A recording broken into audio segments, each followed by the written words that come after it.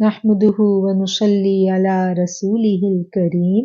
أما بعد فأعوذ بالله من الشيطان الرجيم بسم الله الرحمن الرحيم رب اشرح لي صدري ويسر لي أمري واحلل عقدة من لساني يفقه قولي ربي زدني علما ربي زدني علما ربی زدنی علما ربنا لا تزغ قلوبنا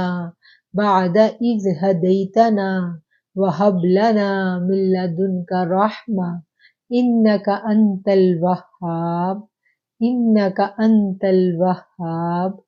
إنك أنت الوهاب۔ اے اللہ، ایک دفعہ ہمارے دلوں کو نیکی اور دینداری کی طرف رغبت دینے کے بعد گمراہی اور کجی کی طرف مت موڑنا۔ ہمیں ایمان پہ زندہ رکھنا میرے مالک، اور ایمان کی بہترین حالت میں ہمیں واپس بلانا۔ اے اللہ، ہمیں ہدایت دینا اور ہمیں دوسروں کی ہدایت کا سبب بنا دینا۔ آمین ثم آمین۔ ہم آج پڑھیں گے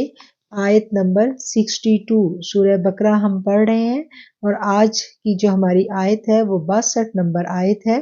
ہم دیکھتے ہیں اس کو۔ اعوذ باللہ من الشیطان الرجیم، بسم اللہ الرحمن الرحیم۔ ان الذین آمنوا، بے شک وہ لوگ جو ایمان لائے، والذین اور جو لوگ ہادو یہودی ہوئے، والنصارى اور نصرانی، والصابئین اور صابی۔ صابی جو ہیں وہ ستارہ پرستوں کے لیے استعمال ہوتا ہے۔ من جو آمنا ایمان لائے، باللہ اللہ پر، والیوم الآخر اور قیامت کے دن پر، وعمل صالحا اور عمل کیے صالحا نیک، فلہم ان کے لیے، اجرہم ان کا اجر ہے، عند پاس، ربہم ان کے رب کے، ولا خوف اور لا نہیں ہوگا، خوف کوئی بھی ڈر، علیہم ان پر، ولا اور نہ ہی ہم وہ لوگ، یحزنون غمگین ہوں گے۔ بے شک جو لوگ ایمان لے کے آئے، یعنی نبی کریم صلی اللہ علیہ وآلہ وسلم پر ایمان لائے، یا یہودی، عیسائی یا صابی، جو بھی اللہ اور روز آخرت پر ایمان لائے گا اور نیک عمل کرے گا، ان کا اجر ان کے رب کے پاس ہے، اور ان کے لیے کوئی خوف نہیں ہوگا اور نہ ہی وہ کسی رنج و غم میں ہوں گے۔ اس آیت کو جو ہے ہم دیکھتے ہیں کہ اللہ تعالیٰ نے ایمان والے جو ہیں ان کی نشانی بیان کی ہے کہ جو لوگ ایمان لاتے ہیں، چاہے وہ پچھلی قوموں میں سے تھے جو پہلے گزر چکی، جو ان میں سے جو ایمان لائے اور جو نبی کریم صلی اللہ علیہ وآلہ وسلم پر ایمان لائے، ان سب کے لیے بتایا گیا ہے کہ وہ اللہ کے یہاں بڑے اجر کے مستحق ہیں۔ ٹھیک ہے، اور جو شخص اللہ پر اور اللہ کے رسولوں پر ایمان لے کے آتا ہے اور پھر اس ایمان پر قائم رہتے ہوئے وہ اس دنیا سے رخصت ہوتا ہے تو وہ کامیاب ہے۔ اور کامیابی کی کیا دلیل ہے کہ وہ اس دنیا میں خوف میں مبتلا نہیں ہوگا اور نہ ہی اس پر کوئی غم ہوگا۔ غم کیا ہے؟ غم جو ہے وہ عام طور پہ اس کا معنی جو ہم دیکھتے ہیں نا، حزن و ملال، کہ جو گزشتہ ہم پہ بیت گیا اس کے غم میں مبتلا رہنا۔ کہ جو لوگ ایمان والے لوگ جب دنیا سے رخصت ہوتے ہیں ان کی کنڈیشن کو ہم دیکھیں، اور جو بے ایمان دنیا سے رخصت ہوتے ہیں، ان دونوں کی اس وقت کی کنڈیشن میں بڑا فرق ہمیں نظر آتا ہے۔ جو ایمان والا جب دنیا سے رخصت ہوتا ہے اس کی نگاہوں کے آگے سے پردے ہٹ جاتے ہیں، اور جب پردے ہٹتے ہیں تو پھر کیا ہے کہ اس کو فرشتے نظر آتے ہیں جو اس کو سلامن سلامہ کے ساتھ لینے آتے ہیں۔ وہ اپنا خاتمہ ایمان پر دیکھتا ہے اور اللہ کا کلمہ پڑھتا ہوا اس دنیا سے رخصت ہوتا ہے، اور اس کو جو ہی یعنی موت سے کچھ دیر قبل کہتے ہیں نا کہ توبہ قبول ہوتی ہے مگر سانس اکھڑنے سے پہلے پہلے۔ تو سانس جب اکھڑ جاتا ہے تو پھر توبہ قبول نہیں ہوتی۔ کیوں؟ کیونکہ جب سانس اکھڑتا ہے تو اس وقت انسان کو نگاہوں کے آگے سے، آج تو ہمارے آنکھوں کے آگے پردے حائل ہے نا، جس کی وجہ سے ہم جو دوسری مخلوقات ہیں، ہمارے ارد گرد فرشتے بھی تو موجود ہیں نا، شیاطین بھی موجود ہیں، ہم انہیں دیکھ سکتے ہیں، देख नहीं सकते, ठीक है ना, लेकिन वो मौजूद है क्योंकि हमें हमारा कुरान जो है वो बताता है कि हमारे साथ फरिश्ते हमारे साथ कंधों पे भी तो बैठे हुए हैं ना, फरिश्ते किरामन कातिबीन, तो फरिश्ते तो हमारे साथ मौजूद, हमारे इर्द गिर्द मौजूद हैं। जब हम अल्लाह का जिक्र करते हैं तो फरिश्ते जो हैं वो हमारे वजूद को ढांप लेते हैं अपने परों से, अल्लाह की रहमत का नुज़ूल होने लगता है हमारे ऊपर। अभी भी हम बैठे कुरान पाक पढ़ रहे हैं ना, भले हम ऑनलाइन पढ़ रहे हैं, हम अपने अपने घरों में बैठे पढ़ रहे हैं, लेकिन जहाँ जहाँ भी अल्हम्दुलिल्लाह अल्हम्दुलिल्लाह दुनिया के किसी कोने में भी हम बैठ के कुरान पढ़ेंगे तो क्या है कि उस कोने में भले हम अगर ऑनलाइन भी पढ़ रहे हैं तो क्या है कि अल्लाह की रहमत का नुज़ूल तो हो रहा है ना। तो अगर मैं आपसे कहूँ कि हम कुरान पढ़ते हैं और हमारे ऊपर रहमत का नुज़ूल होता है और फरिश्ते जो हैं वो हमारे ऊपर परों का साया करते हैं, और स्पेशली जब हम मिल के एक ग्रुप की शक्ल में कुरान क्लास लेते हैं तो उस वक्त तो वो रहमतें उरूज पर होती हैं, और फरिश्ते इस कदर फरिश्तों की रहमत के फरिश्तों का नुज़ूल होता है कि उस मुसलमानों की उस जमात से लेके आसमानों तक जो है ना वो फरिश्ते अपने परों से उस जगह को ढांपे हुए होते हैं। अगर मैं आपसे कहूँ तो आप सोचेंगी पता नहीं ये बात दुरुस्त है कि नहीं, ऐसा है ना, ज़हन में यकीन की कैफियत मिलती है लेकिन सबको नहीं। कुछ लोग जो हैं वो थोड़ा सा तज़ब्ज़ुब में होते हैं, अच्छा ठीक है होगा, और कुछ लोग इस पे बिल्कुल यकीन में होते हैं कि डेफिनेटली होगा। लेकिन जब सांस उखड़ती है ना तो अगली दुनिया नजर आने लगती है, फरिश्ते नजर आने लगते हैं। इसीलिए तो जब फरिश्ते नजर आ गए तो फिर ईमान तो बिल गैब है ना, बिन देखे का ईमान है। जब देख लिया, अज़ाब को देख लिया, फरिश्तों को देख लिया, तो फिर ईमान काबिल कबूल नहीं होता। इसी तरह जब एक शख्स जो है उसका वो गुनहगार है और उसने सारी जिंदगी गफलत में गुजारी है और उसके मौत का टाइम आ गया है, तो उस वक्त जब वो मौत के टाइम पे देखेगा कि अजाब के फरिश्ते आ रहे हैं और मौत की सख्ती में मुब्तला होगा, तो फिर क्या है, फिर वो बहुत दुख में होगा। वो कहेगा कि काश मुझसे कोई सारी मेरी दौलत ले ले और मुझे एक जिंदगी और मिल जाए जो मैं अल्लाह की फर्मा बरदारी में गुजार सकूं। तो क्या है कि हुज़न जो है वो आमतौर पे उस गम के लिए इस्तेमाल होता है लफ्ज़ जो पीछे गुजरा हुआ जो गम है, यानी गुजरा हुआ गम जिसके अंदर हम बहुत ज़्यादा यानी इन्वॉल्व हो जाए, तो उस उन मानों में आता है। और खौफ जो है वो उस वक्त की उस डर की कैफियत है। तो ये दोनों चीज़ें जब इंसान इन दोनों चीज़ों से मुबर्रा हो जाए, आज़ादी मिल जाए, खौफ से आज़ादी मिल जाए और गम से आज़ादी मिल जाए, तो फिर उससे खुश नसीब और कौन होगा, ठीक है ना। तो अल्लाह ताला कहते हैं कि जो नेक अमल करता है और यौम आखिरत पर ईमान लेके आता है, कि एक तो यह है कि पहले अल्लाह को मान लिया, अल्लाह पे यकीन कर लिया, और फिर रोज़े जज़ा के ऊपर यकीन कर लिया। इस बात को हम पहले भी डिस्कस कर चुके हैं कि अमल में तब्दीली उसी वक्त आती है जब हमारा अकीदा आखिरत पुख्ता होता है। जब अकीदा आखिरत पुख्ता होता है, पता है कि रोज़े जज़ा है, जो कुछ हमने किया इसका हमें बदला ज़रूर मिलेगा। तो ये चीज़ जो है इंसान को हर तरह के इख्तियार के बावजूद कोई भी अमल करने से, यानी जुल्म करने से रोके रखती है। अकीदा आखिरत, अकीदा आखिरत पुख्ता है तो आप देखिए कि एक वक्त है इंसान के ऊपर बहुत ज़्यादा नेमतें हैं। अल्लाह ताला मुख्तलिफ दौर आते हैं ना ज़िंदगी में, बहुत नेमतों का दौर है, तो उस वक्त भी कोई शख्स नेमतों का बेदरेग इस्तेमाल नहीं करेगा। बड़ी कुव्वत मिल गई है, बड़ा इख्तियार मिल गया, बड़ी ज़बरदस्त पोस्ट पे हम पहुँच गए हैं, तो उस वक्त भी चूँकि हमें पता है कि यौम आखिरत आना है और हमें हिसाब देना है, तो क्या है कि नेमतों को पाके इंसान और झुक जाता है अल्लाह के आगे। जो जो नेमतें मिलती हैं वो अल्लाह के आगे और झुकने लगता है और खौफज़दा होने लगता है कि कहीं ऐसा ना हो कि इन नेमतों की वजह से मैं आजमाइश में आ जाऊं और मेरी आखिरत खराब हो जाए। तो मोमिन जो है उसका उसकी ज़िंदगी का जो अंदाज है वो हर वक्त वो उसका कल्ब जो है वो अल्लाह की तरफ रुजू में रहता है, और उस रुजू की वजह से वो अपनी जो उसका चेक एंड बैलेंस उसकी शख्सियत का है वो बहुत अच्छा रख सकता है। ठीक है, तो अकीदे आखिरत के ऊपर ईमान जो है पुख्ता होना वो हमारे, और अब वही हमारे अमले साले का सबब बनता है। हम नेक अमल उसी वक्त करते हैं ना। हम देखें, हम बहुत सारी नेकियां ऐसी हैं कि हम किसी के साथ भलाई करते हैं और हमें 100% पता है कि इससे हमें कोई बदला नहीं मिलने वाला। ورنہ انسان تو بہت زیادہ آپ دیکھیں کہ وہ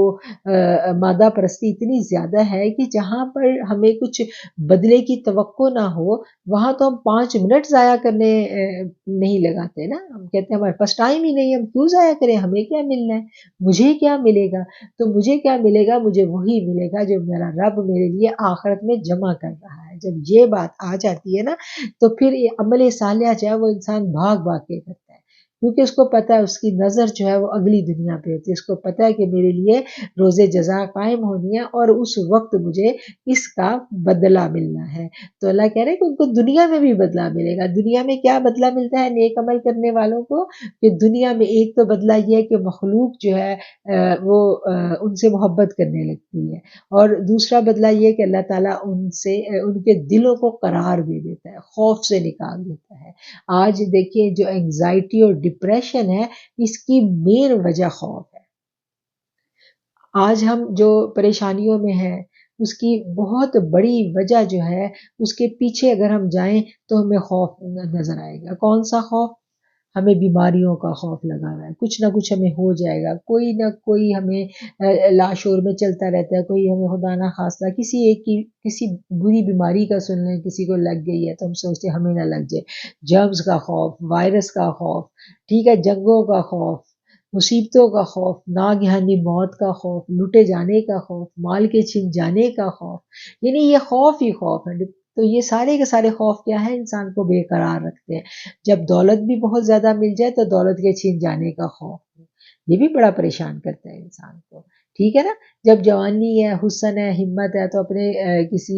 بوڑھے کو دیکھیں اور اپنی ہی ایج کے کسی بیمار کو دیکھیں، کسی اپنی ہی ایج کے کسی محتاج کو دیکھیں تو پھر بھی ہم خوف زدہ ہو جاتے ہیں. تو کیا ہے کہ اللہ کہتا ہے کہ اللہ سارے خوف سے آزاد کر دیتا ہے کن لوگوں کو، ان لوگوں کو جو ایمان لے کے آئے ہیں اور جو پھر نیک عمل کرتے ہیں. عمل صالح کرنے والے جو ہیں، ایمان والے جو ہیں، وہ خوف میں مبتلا نہیں ہوتے. کیوں؟ کیونکہ خوف کو عذاب کی ایک قسم کہا جاتا ہے.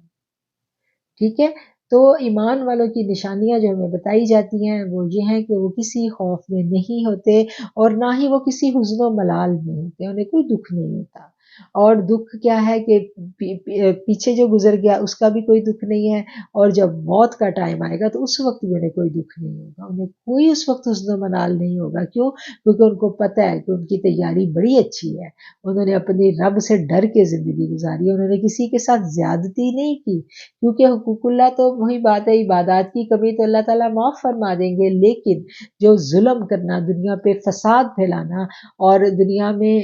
وہی بات ہے کہ غلط باتوں کو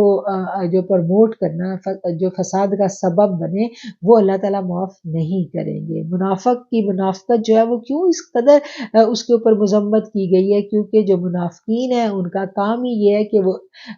ایک چہرے کے ساتھ ایک گروہ میں جاتے ہیں، ایک گروپ سے ملیں گے، ایک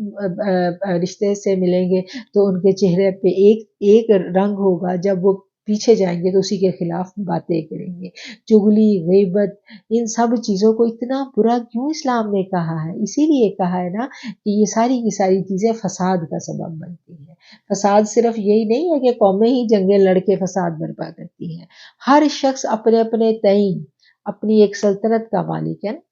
تو اپنی سلطنت وہی ہے جدھر جدھر اس کا اختیار ہے، اور جدھر جدھر اس کا اختیار ہے ادھر وہ امن کا باعث بھی بن سکتا ہے، اس کا وجود اپنے ارد گرد والوں کے لیے باعث رحمت بھی بن سکتا ہے، اور اپنے ارد گرد والوں کے لیے، رشتہ داروں کے لیے، حلقہ احباب کے لیے باعث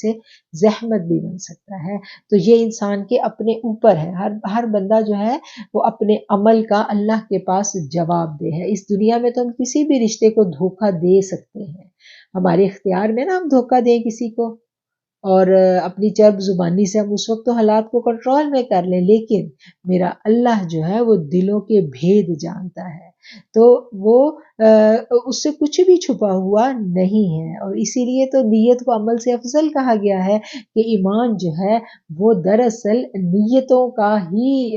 وہ اسی کے اوپر ایمان پورے کا پورا منحصر ہوتا ہے. نیتیں نیک ہوتی ہیں تو عمل خود بخود اچھے ہوتے ہیں اور وہی عمل قابل قبول ہوتے ہیں. ایک نیک عمل اگر بری نیت سے کیا جائے تو وہ قابل قبول نہیں ہے. تو یہاں اس آیت میں ہم نے دیکھا کہ جو ایمان والے لوگ ہیں اور جو روز آخرت پر ایمان رکھنے والے اور نیک عمل کرنے والے ہیں ان کو اس دنیا میں بھی خوف نہیں ہوگا اور موت کے ٹائم بھی ان کو کوئی خوف نہیں ہوگا، کیونکہ رب سے ملاقات کا ٹائم بڑا خوبصورت ٹائم ہوتا ہے. جب ہم سوچیں اب ہماری تیاری اچھی سی ہو تو پھر یہ دنیا واقعتاً قید خانہ لگنے لگتی ہے اور انسان کو بڑا اچھا لگتا ہے کہ کب میں اپنے رب سے ملاقات کے لیے جاؤں گا اور جو میں نے اپنے عمل بھیجے ہیں وہ ان کا اجر جو ہے میں اللہ کے پاس پاؤں گا. یہ بہت خوبصورت احساس ہوتا ہے اور اس دنیا میں بھی اللہ ان کے دلوں کو خوف سے آزادی دے دیتا ہے. وَإِذْ أَخَذْنَا اور جب ہم نے لیا میثاقکم تم سے عہد، ورفعنا اور ہم نے بلند کیا اٹھا لیا فوقکم تمہارے اوپر طور کوہ طور کو، خذوا پکڑو ما آتیناکم جو ہم نے تمہیں دیا بقوت مضبوطی سے، وذکروا اور یاد کرو ما فیہ ما جو کہ فیہ اس میں ہے لعلکم تاکہ تم تتقون پرہیزگار بن جاؤ، متقی بن جاؤ. ثم پھر تولیتم تم پھر گئے، من بعد اس کے بعد ذالک پس فلولا اگر نہ ہوتا فضل اللہ تم پر اللہ کا فضل علیکم تم پر ورحمتہ اور رحمت اس کی، لکنتم تو تم تھے من الخاسرین گھاٹا پانے والوں میں، نقصان اٹھانے والوں میں. اب یہ والی جو آیت ہے اس کو ہم دیکھتے ہیں کہ اس کا جو پس منظر ہے وہ یہ ہے کہ یہودی جو تھے، بنی اسرائیل جو تھے، وہ حضرت موسیٰ جب ان کے پاس اللہ کے احکامات لے کے آتے تھے، اللہ کے پیغامات ان کے پاس لے کے آتے تھے تو وہ طرح طرح سے ان کو جھٹلاتے تھے، ان کو ستاتے تھے. جب تورات ان کے پاس آتی ہے، وہ تختیوں کے اوپر لکھی ہوئی تورات ان کو ملی تھی نا، وہ ان کے پاس لے کے آئے ہیں تو انہوں نے اس کے اوپر بھی جو ہے وہ جھٹلایا اور انہوں نے یعنی کوئی موقع وہ جانے نہیں دیتے تھے اپنے پیغمبر کو ستانے کا. تو ایسے ہی ایک موقع پر جو ہے اللہ تعالیٰ نے ان کے اوپر کوہ طور جو تھا ان کے اوپر بلند کیا، یعنی پہاڑ جو تھا وہ ہوا میں معلق ہو گیا اور اللہ نے کہا کہ اس کے نیچے تمہیں ڈال کے تمام کو نیست و نابود کر دیا جائے گا. تو پھر جب انہوں نے دیکھا کہ عذاب ہمارے بالکل اوپر پہنچ گیا تو پھر وہ فٹافٹ گڑ گڑانے لگے اور اللہ سے معافیاں مانگنے لگے. اور اللہ تعالیٰ نے پھر کیا ہے کہ اللہ نے ان آیات میں یہودیوں کو وہ قصہ یاد کروایا کہ جب اللہ نے ان کے اوپر کوہ طور کو بلند کیا تھا اور پھر اس وقت انہوں نے عہد کیا تھا، پکا وعدہ کیا تھا کہ اب ہم اللہ کی کبھی نافرمانی نہیں کریں گے. تو اللہ ان کو یاد کروا رہے ہیں کہ تم تو اس وقت یعنی اتنی بڑی نشانی دیکھ چکے تھے اللہ کی اور اس نشانی کو دیکھ کر تم نے عہد کیا تھا اور پھر کیا ہے کہ پھر تم اپنی اس عہد سے پھر گئے ہو. اور اللہ فرما رہے ہیں کہ تم اس سے پھر گئے ہو، بس اگر تم پر اللہ کا فضل نہ ہوتا تو کیا ہے کہ اور اس کی رحمت نہ ہوتی تو تم گھاٹا پانے والوں میں، نقصان اٹھانے والوں میں ہو جاتے. کہ اللہ تعالیٰ کی یہ رحمت ہے کہ جو اللہ تعالیٰ معاف کر دیتا ہے اور اگر وہ تمہیں معاف نہ کرتا تو تمہارے ساتھ اچھی نہیں ہونی تھی. اب اگلی آیت ہے 65 نمبر آیت، 65 نمبر آیت کو ہم دیکھیں گے. وَلَقَدْ اور البتہ علیم تم نے جان لیا الذین وہ لوگ جنہوں نے نعتدوا زیادتی کی منکم تم میں سے فی السبت ہفتے کے دن فقلنا تب ہم نے کہا لہم ان کے لیے کونو تم ہو جاؤ قردۃ خاسئین ذلیل بندر. یہ آیت پہلے ہم اس کا بامحاورہ ترجمہ دیکھ لیں. پھر تمہیں اپنی قوم کے ان لوگوں کا حال تو معلوم ہی ہے جنہوں نے سبت کا قانون توڑا تھا، ہم نے انہیں کہہ دیا کہ تم بندر بن جاؤ اور اسی حال میں رہو کہ ہر طرف سے تم پر دھتکار اور پھٹکار پڑے. اس طرح ہم نے یہ اس سے اگلی آیت ہے، پہلے ہم اسی کو دیکھتے ہیں کہ بنی اسرائیل جو تھے انہی کے اوپر یہ جو ہم دیکھتے ہیں کہ اللہ تعالیٰ کے بڑے انعامات بھی ہوتے تھے اور پھر جب وہ تھوڑے سے کسی بات میں آزمائے جاتے تو پھر کیا ہے کہ پھر ان کی پکڑ آتی، وہ نافرمانی کرتے، اور ان کا یہ مزاج ہی یہ تھا کہ جب اللہ تعالیٰ ان کے اوپر کرم کرتے ہیں اور اللہ تعالیٰ ان کو اپنے احکام کی کیا کہنا چاہیے کہ اپنے احکام کو ماننے کا کہتے ہیں، تو انہوں نے ہر حکم کے اوپر کوئی نہ کوئی تعویل جو ہے وہ ضرور نکالنی ہوتی تھی۔ تو اللہ تعالیٰ نے ان کے اوپر یہ کہا تھا کہ تم پورا ہفتہ جو ہے وہ جو بھی تم اپنا کاروباری زندگی چلاؤ، لیکن جو سبت کا قانون جو ہے ہفتے کا جو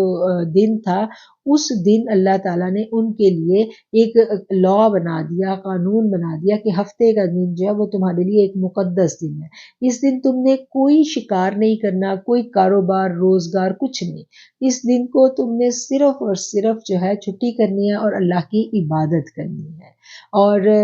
کوئی روزگار نہیں کرنا، کوئی شکار نہیں کرنا، ٹھیک ہے، کچھ بھی نہیں کرنا۔ اور یہ جو لوگ تھے، یہ سمندر کے کنارے جو تھی یہ قوم آباد تھی، اور اس دن جو ہے ان کے اوپر پابندی تھی کہ اس دن انہوں نے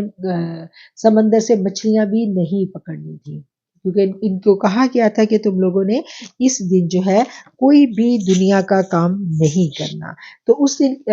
یہ اب بات وہی ہے کہ ویسے تو پورا دن یہ کر سکتے تھے اور کرتے بھی تھے، اب ایک دن کی اللہ نے ان کے اوپر آزمائش ڈالی، حکم دے دیا،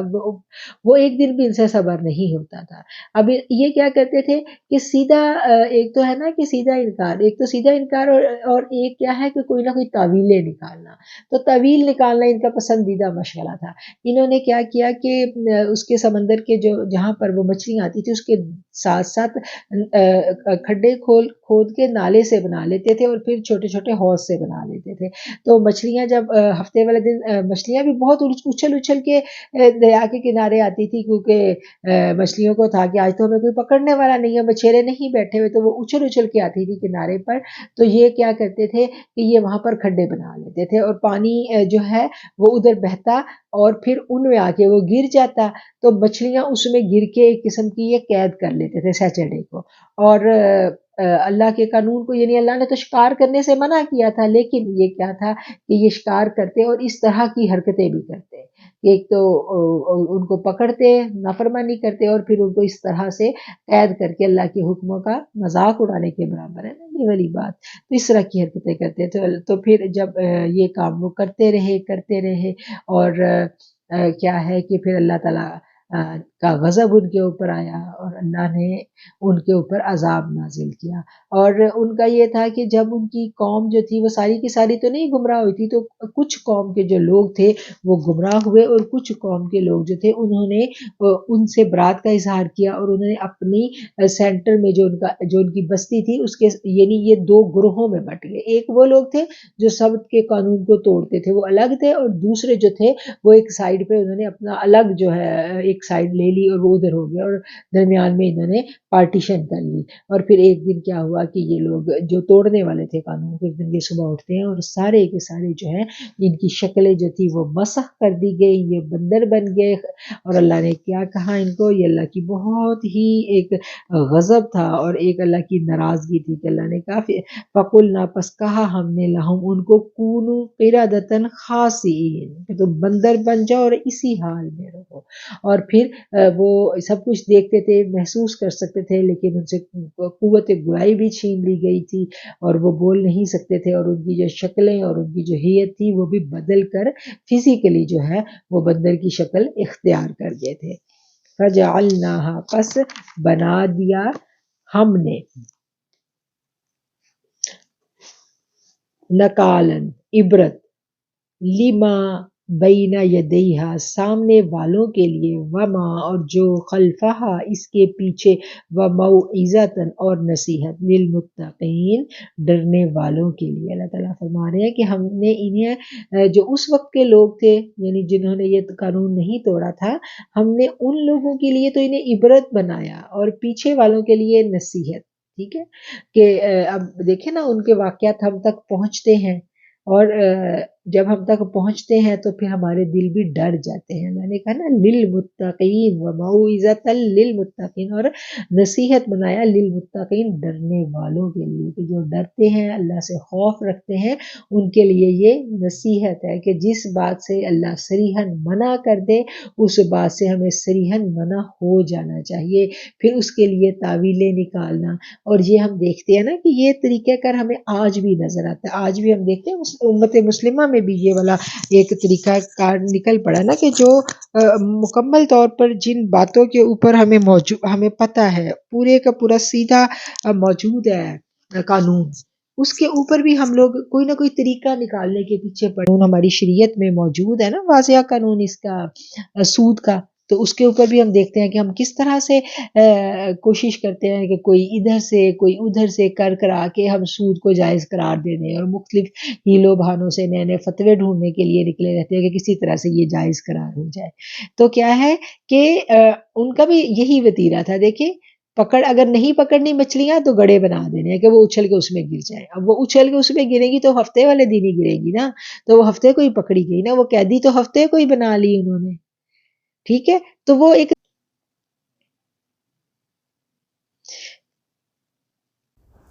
تو یہاں پر ان کی جو یہ عادت تھی اس کو پریسکرائب کیا گیا، اور پھر جو اس کو بتانے کے بعد اللہ تعالیٰ نے ہمیں بھی بتا دیا، کیونکہ قرآن تو ہمارے لیے اترا نا، کہ ہم نے ان کے جو اس دور کے جو لوگ تھے ان کے لیے تو اللہ کہہ رہے ہیں کہ ہم نے ان کو عبرت بنایا. ٹھیک ہے، اور نصیحت کن کے لیے؟ للمتقین، اور جو ڈرنے والے لوگ ہیں ان کے لیے ہم نے اس واقعہ کو نصیحت بنا دیا. وَإِذْ قَالَ، اور جب کہا موسیٰ علیہ السلام نے لِقَوْمِهِ، اپنی قوم کو، اِنَّ اللَّهَ، بے شک اللہ، یَأْمُرُکُم، تمہیں حکم دیتا ہے، ان تذبحوا، کہ تم ذبح کرو، بقرہ، ایک گائے. قالوا، وہ کہنے لگے، اتتخذنا ہزوا، اتتخذنا، کیا تم کرتے ہو ہم سے ہزوا، مذاق. قال، اس نے کہا، اعوذ، میں پناہ لیتا ہوں، باللہ، اللہ کی، ان اکون من الجاہلین، ان یہ کہ اکونا ہو جاؤں، من الجاہلین، جاہلوں میں سے. قالوا، انہوں نے کہا، دعا کریں، لنا، ہمارے لیے، ربک، اپنے رب سے، یبین لنا، کہ وہ بتلائے ہمیں، ما ہی، وہ کیسی ہو. قال، کہا انہوں نے، انہو، بے شک وہ ہو، یقولو، وہ فرماتا ہے، انہا، کہ وہ بقرہ، گائے، لا فارض، نہ بوڑھی ہو، ولا بکر، اور نہ ہی بکر، چھوٹی عمر کی. اوانم بین ذالک، اوان، جوان ہو، بینا، درمیان میں، ذالک، اس سے، ففعلوا، پس تم وہ کرو، ما تؤمرون، جو کہ اللہ تمہیں حکم دیتا ہے.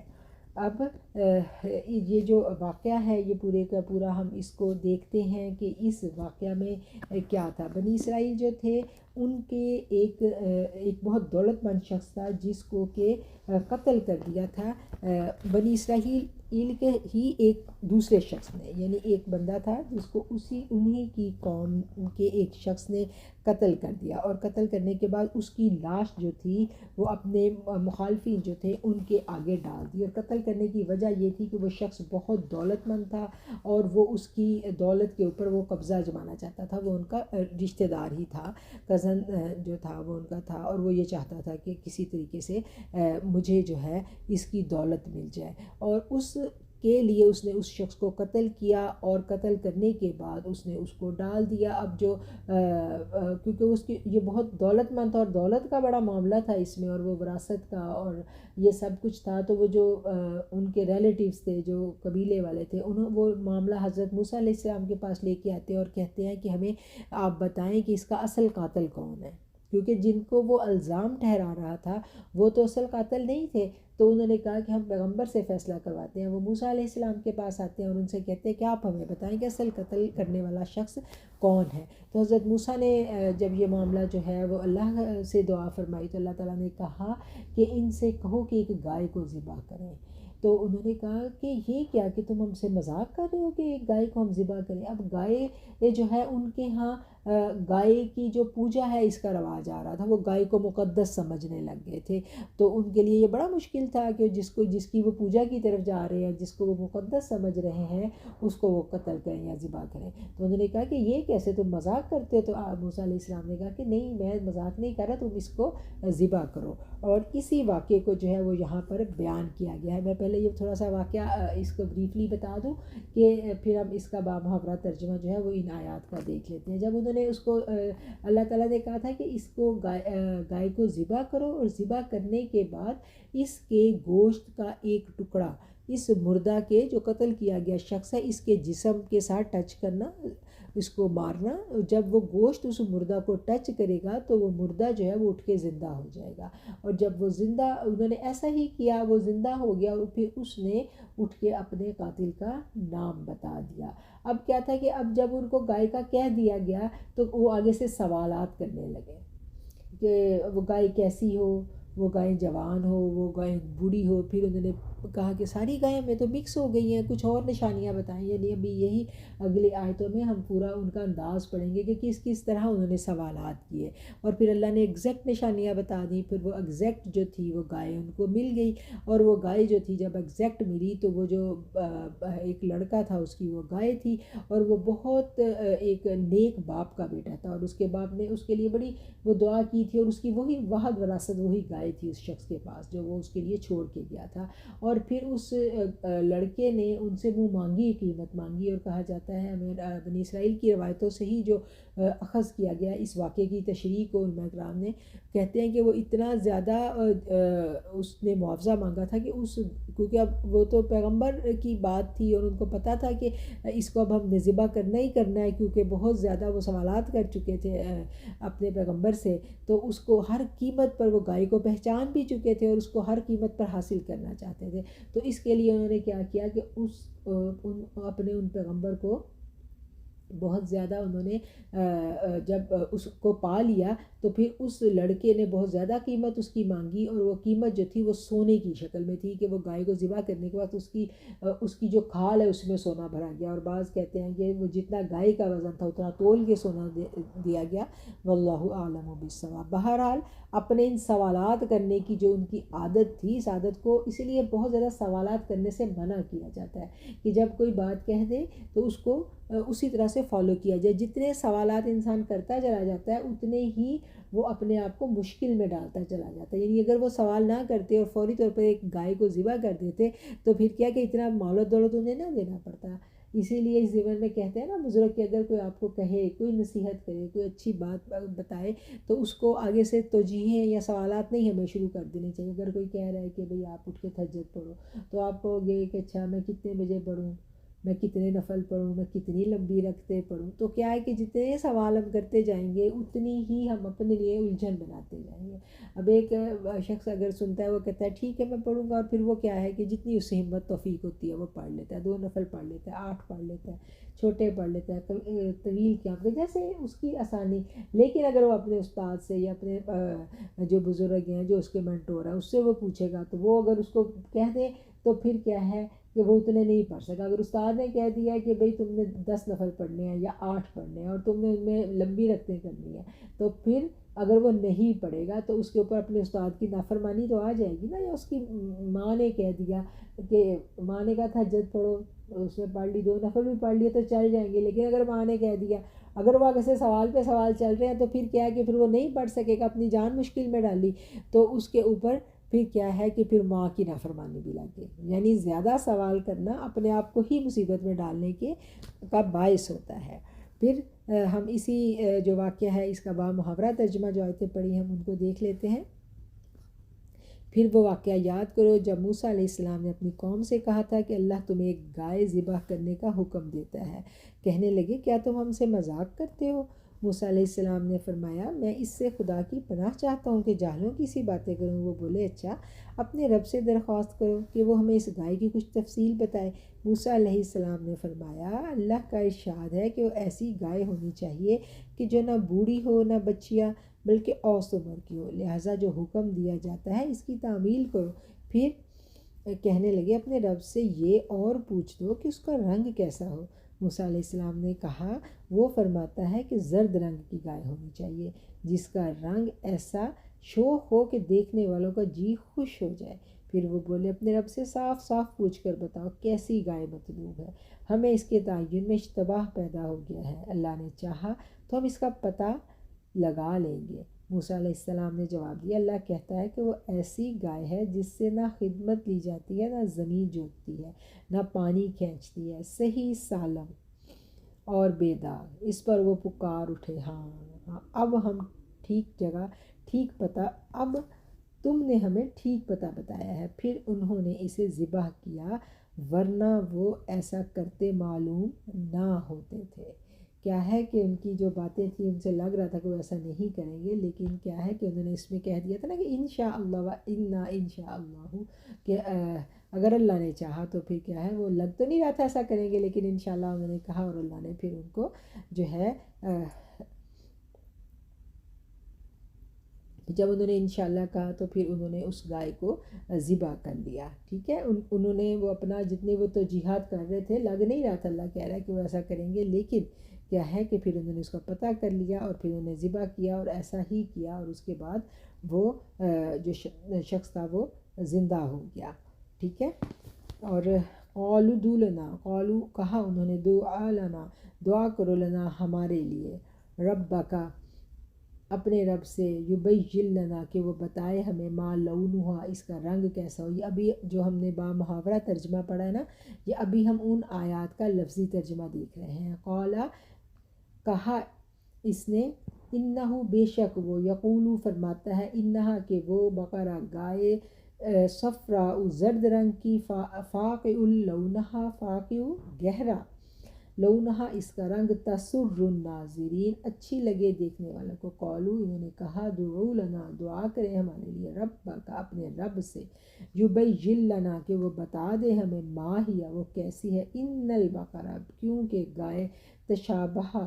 متشبہ ہو گئی ہیں، یعنی ساری گائے مکس ہو رہی ہیں، ہمیں نہیں سمجھ آ رہی، علینا ہم پر، و انا اور بے شک، انشاء اگر چاہا اللہ نے، لمہتدون تو ہم ضرور ہدایت پائیں گے۔ قالا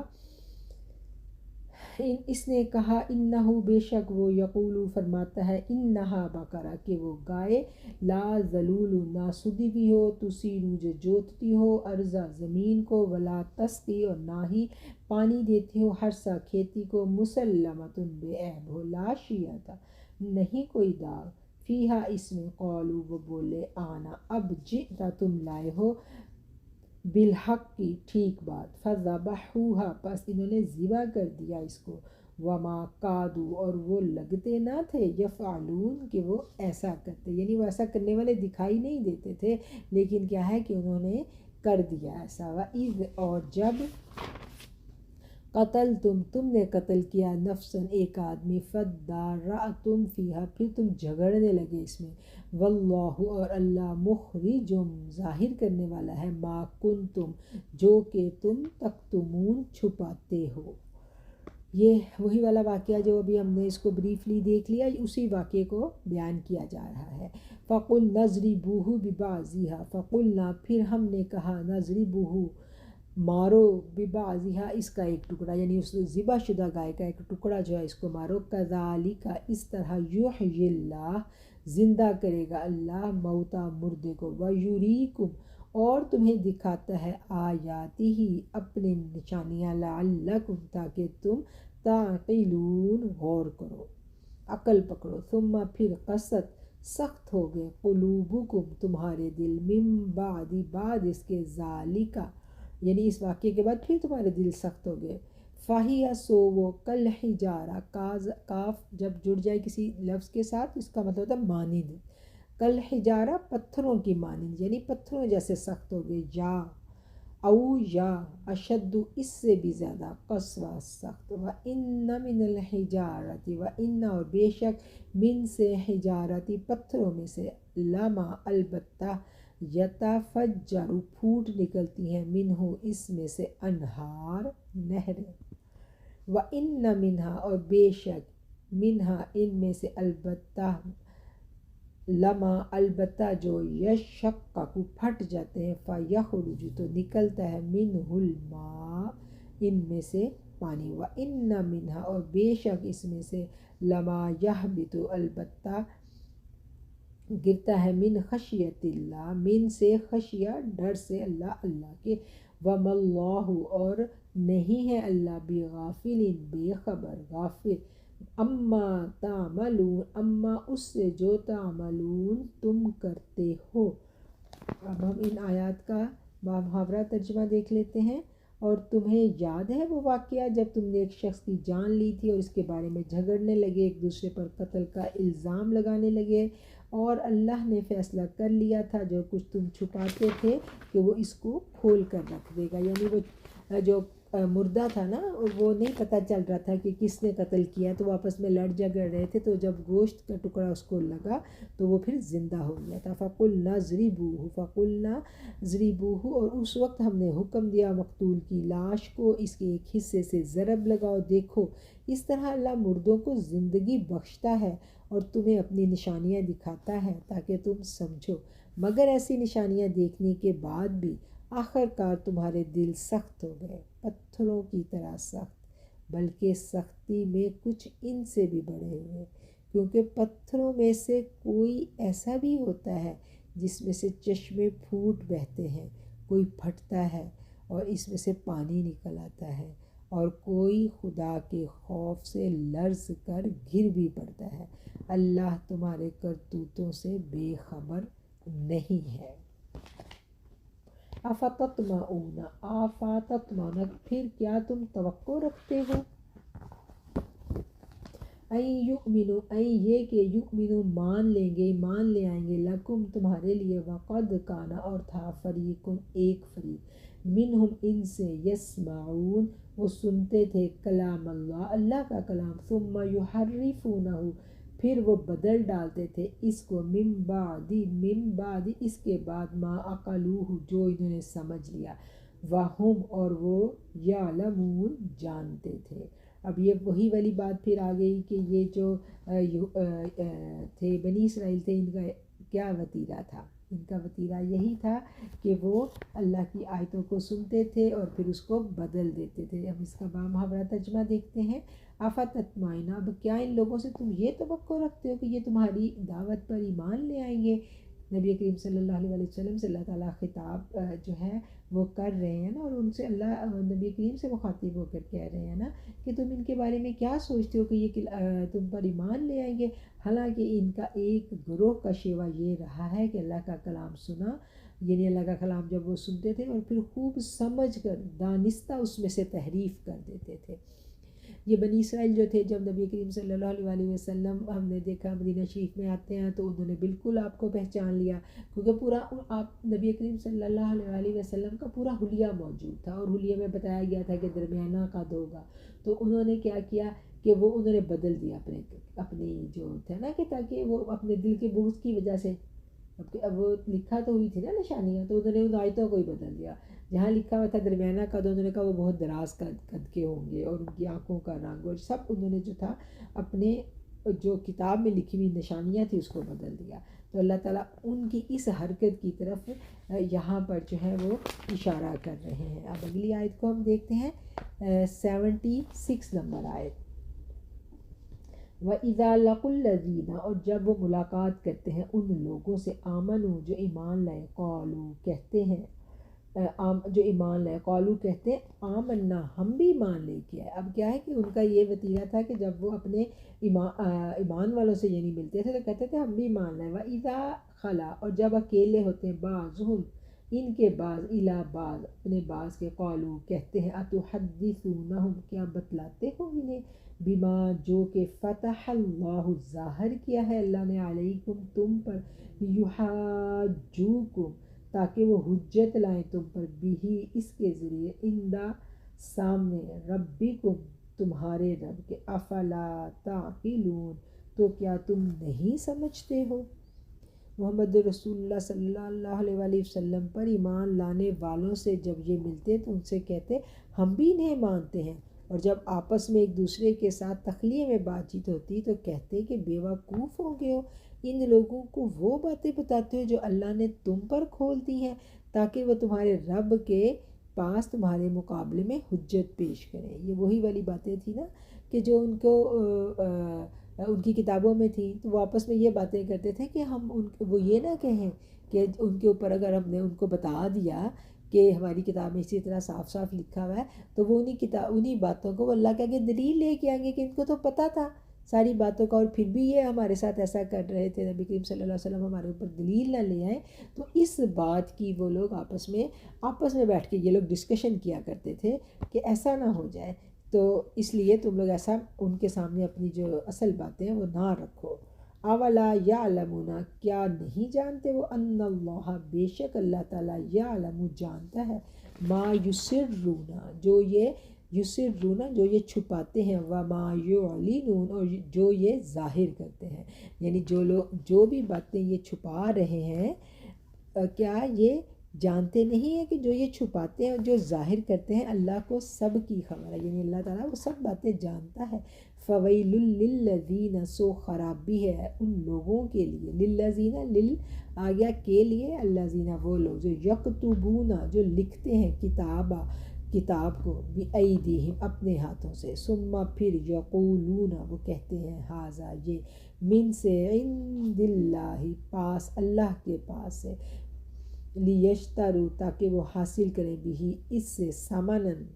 قیمت، قلیلہ، تھوڑی، فویل لہم، سو خرابی ہے، لہم، ان کے لیے، مما، اس سے جو کتبت، لکھا، ایدیہم، ان کے ہاتھوں نے، وویل لہم، اور خرابی ہے ان کے لیے، مما یکسبون، جو وہ کماتے ہیں۔ اب ہم محاورہ ترجمہ ان آیات کا دیکھ لیتے ہیں۔ اور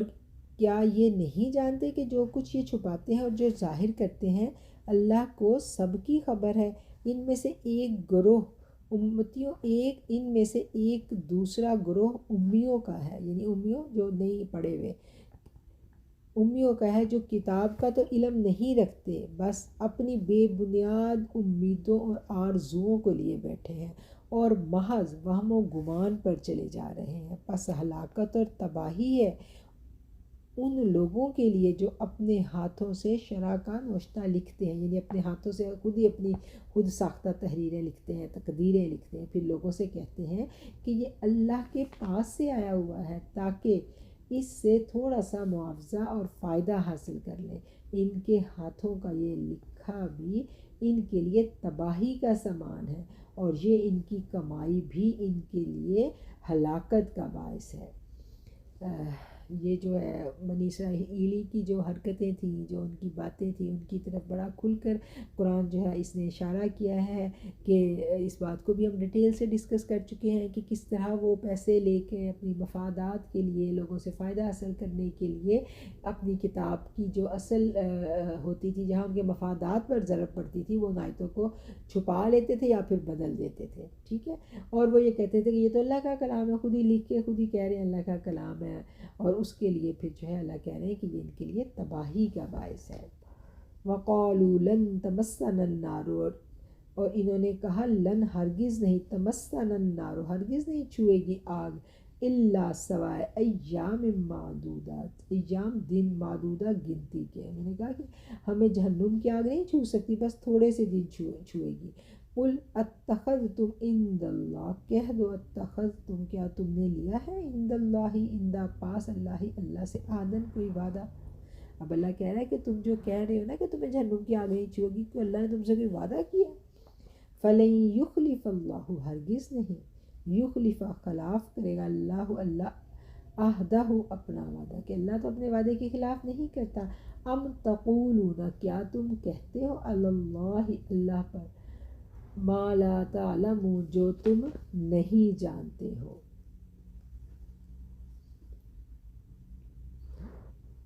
یہ کہ اب ہم اس کا محاورہ ترجمہ دیکھتے ہیں اس آیت کا۔ یہ آیت نمبر 80 ہے۔ وہ کہتے ہیں کہ دوزخ کی آگ ہمیں ہرگز چھونے والی نہیں، الا، سوائے اس کے کہ چند دن کی سزا ہمیں مل جائے گی۔ اور ان سے پوچھو، کیا تم نے اللہ سے کوئی عہد لیا ہے جس کی خلاف ورزی اللہ نہیں کر سکتا؟ یہ بات ہے کہ تم اللہ کے ذمے ایسی باتیں کہہ دیتے ہو جن کے متعلق تمہیں علم ہی نہیں کہ اس نے ان کا ذمہ لیا ہے۔ آخر تمہیں دوزخ کی آگ کیوں نہیں چھوئے گی؟ جو بھی برا کام کرے گا، بدی کمائے گا، اپنی خطا کاری کے چکر میں پڑا رہے گا۔ یہ اگلی آیت شروع ہو گئی۔ بلا من کسبا،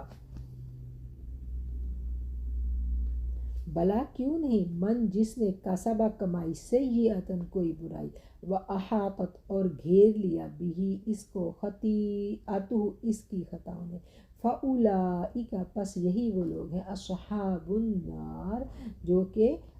دوزخی ہیں، یعنی دوزخ میں جانے والے ہیں، ہم فیہا خالدون وہ ہمیشہ اسی میں رہیں گے، والذین آمنوا اور وہ لوگ جو ایمان لے کے آئے۔ یہ آیت 82 جو ہے اس کا ترجمہ آپ دیکھیں، والذین اور وہ لوگ جو ایمان لے کے وعملوا الصالحات، وعملوا اور عمل کیے صالحاتی نیک، اولئک وہی لوگ ہیں، اصحاب الجنہ جو جنت والے ہیں، ہم فیہا خالدون وہ ہمیشہ اسی میں رہیں گے۔ یہ ہم آج کا جو لیسن ہے وہ اسی آیت پر کلوز کریں گے، 82 نمبر آیت پر، ٹھیک ہے۔ کل ہم اس سے اگلی 83 سے شروع کریں گے، کیونکہ یہاں پر ہمارا ٹائم بھی پورا ہو رہا ہے اور ہماری جو یہ والا رکوع ہے یہ بھی یہاں پر اختتام پذیر ہو رہا ہے۔ 82 نمبر آیت پر آپ لوگ نشان لگا لیں۔ اب ہم اس کا بامحاورہ ترجمہ دیکھ لیتے ہیں کہ اللہ تعالیٰ جو ہیں ان کو کیا کہہ رہے ہیں۔ بلا من کسب سیئۃ، ان سے پوچھو کیا تم نے اللہ سے کوئی عہد لیا ہے جس کی وہ خلاف ورزی نہیں کر سکتا؟ یہ تو پچھلی آیت تک ہو گیا۔ بلا من کسب، یا یہ بات کہ تم اللہ کے ذمے ایسی بات کہہ دیتے ہو جس کے متعلق تمہیں علم نہیں کہ اس نے ان کا ذمہ لیا ہے۔ آخر تمہیں دوزخ کی آگ کیوں نہ چھوئے گی؟ جو بھی برائی کمائے گا اور اپنی خطا کاری کے چکر میں پڑا رہے گا وہ دوزخی ہے اور وہ دوزخ میں ہمیشہ رہے گا، اور جو لوگ ایمان لائیں گے اور نیک عمل کریں گے وہی جنتی ہیں اور وہ جنت میں ہمیشہ رہیں گے۔ یہاں پر یہ آیات جو ہیں وہ واضح ہیں کہ جو اللہ کے احکامات کو بدلتے ہیں اور اپنی منمانی کرتے ہیں تو اللہ تعالیٰ نے کیا کہا، اللہ کی حکموں کی نافرمانی کرنا، اس کی کتنی سخت وعید دی گئی ہے کہ وہ دوزخی ہے اور وہ اس میں ہمیشہ رہیں گے۔ اور قرآن کا یہ انداز بڑا ہی دل نشین ہے، بڑا ہی خوبصورت ہے کہ جہاں اللہ کے عذاب کی آیتیں آتی ہیں اور اللہ کا قہر نظر آتا ہے، ایک تو دوزخ اور پھر ہمیشگی کی دوزخ، تو دل دہل جاتا ہے۔ تو اس کے ساتھ ہی اللہ تعالیٰ کی رحمت کی آیات آ جاتی ہیں، ساتھ ہی اللہ تعالیٰ فرما دیتے ہیں اور وہ لوگ جنہوں نے نیک عمل کیے ہیں، ٹھیک ہے نا، اور وہ اللہ پر ایمان لے کے تو ان کے لیے جنتیں ہیں، اور جنتیں بھی کیا، ہمیشہ کی جنتیں ہیں۔ صدق اللہ العظیم، آخر الدعوانا ان الحمد للہ رب العالمین۔ میری آپ سے ریکویسٹ ہے کہ جب آپ کلاس کلوز کریں، ختم کریں، ایک دفعہ آپ اٹھنے سے پہلے جتنا آج پڑھا، تھوڑی سی آیتیں ہوتی ہیں، بہت زیادہ نہیں ہوتی، ان کو ایک دفعہ آپ لوگ ترجمے والے قرآن پاک سے ضرور پڑھ لیا کریں تاکہ وہ آپ کے ذہن نشین ہو جائے اور جو پڑھا ہے وہ آپ کو اچھا سا یاد رہ جائے۔ اور اس کے ساتھ پھر وہی ریکویسٹ ہے کہ جو آپ پڑھیں دوسروں تک ضرور پہنچائیں، اپنے حلقہ احباب میں اس کو شیئر کریں، اس کو ڈسکس کریں اور اپنی دوستوں کو لنک شیئر کریں، ان کو کہیں جو قرآن سن رہی ہیں وہ تو الحمدللہ آپ کے حلقہ احباب میں جو لوگ سن رہے ہیں وہ تو نیکی کا کام کر رہے ہیں، اور جو نہیں سن رہے، جن کے بارے میں آپ کو شعور ہے کہ وہ اس طرف سے غفلت میں ہیں، تو ان کو ضرور دعوت دیں۔ یہ صرف ہماری امت ہے، ہم سب کا یہ فرض ہے کہ جو ہم سیکھیں ہم آگے سکھائیں، اور اگر ہم نے نیکی کے رستے کی طرف قدم بڑھایا ہے تو لوگوں کو ترغیب ضرور دیں کہ وہ بھی اس رستے میں ہمارے مسافر، ہمارے ہم سفر بنیں، ٹھیک ہے نا۔ تو انشاءاللہ کل جو ہے ہم اگلے سبق کے ساتھ حاضر ہوں گے۔ السلام علیکم ورحمۃ اللہ۔